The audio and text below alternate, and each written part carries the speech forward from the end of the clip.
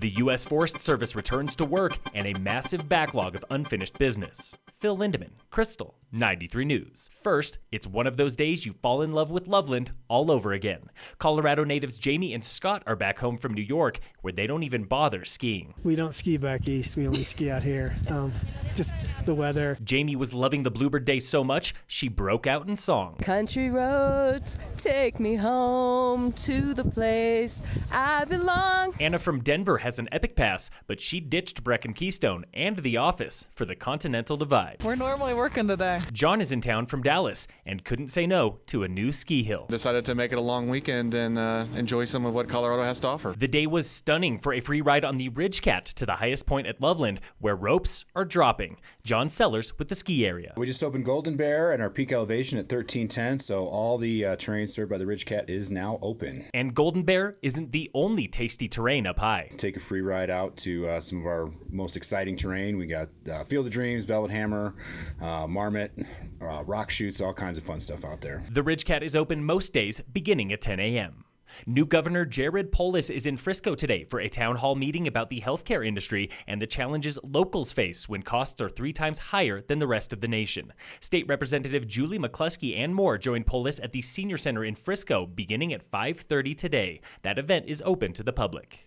It's official. Former Breckenridge Council member Elisabeth Lawrence is the newest Summit County Commissioner. I knew the time was now, but the reason I knew that the time was now is because of how many people across Summit County reached out to me. Lawrence took the oath of office this morning and knows she has a lot to learn before re-election in 2020 when current commissioners Thomas Davidson and Karn Stiegelmeier are term limited. Municipalities, the town, they have the ability to do a lot more maybe fun things. And the county's role is really that infrastructure and serving the residents. Lawrence was appointed by a Democratic vacancy committee to fill Dan Gibbs' seat. He leaves Summit for the state capitol. Locals are still stinging from the traffic fiasco last weekend when a near-record number of cars passed through the Eisenhower Tunnel and even back roads were gridlocked. But Lawrence believes Summit is not alone. This is not just something that Summit County is dealing with. We're seeing this statewide, just the influx of visitors. And this is a good thing for our revenue base, but it can be tough on our infrastructure. Last weekend was a perfect storm of event and skier traffic, but local law enforcement expects slightly better travel this weekend.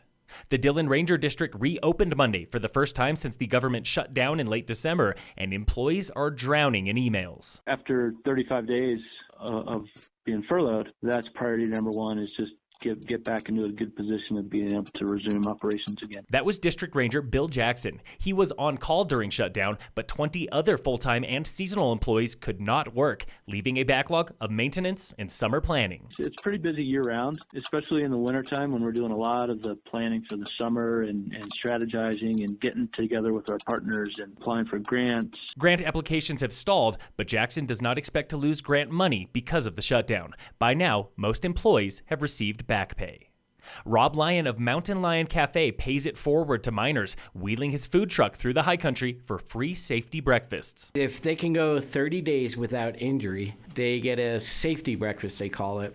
And we come in and we set up and we give them a full-on breakfast. Lyon has been feeding local miners for 20 years. They come from Climax, Henderson Mill, and Empire Mine, devouring eggs, bacon, sausage, pancakes, and fruit. First meal is before sunrise, but the cook doesn't mind baker's hours. 5:30 in the morning, a lot of them are pretty grumpy, but I think we put a little bit of a smile on their face. Lyon fed a group of 150 from Henderson Mill this week and estimates he feeds miners 6 to 9 times every year, serving tens of thousands since the 90s. In sports, the Nuggets play the Rockets tonight. Tip-off is 8 p.m. on ESPN. The Avalanche are back tomorrow against the Canucks. In World Cup ski racing news, Michaela Shiffrin tied for first with Slovakia's Petra Vlhova at giant slalom in Slovenia today. Women race slalom tomorrow. Men race downhill in Germany. At Freestyle World Championships in Utah, skiers and boarders were on course for cross qualifiers today. Tomorrow is men's and women's ski big air. And in local sports, brought to you by American Family Insurance, the Weiss Agency, Summit High boys and girls basketball play rivals Battle Mountain at home tonight. Swimming and diving is at the Western Slope Conference meet. Alpine skiing is in Steamboat, and ice hockey plays the Sailors, also in Steamboat.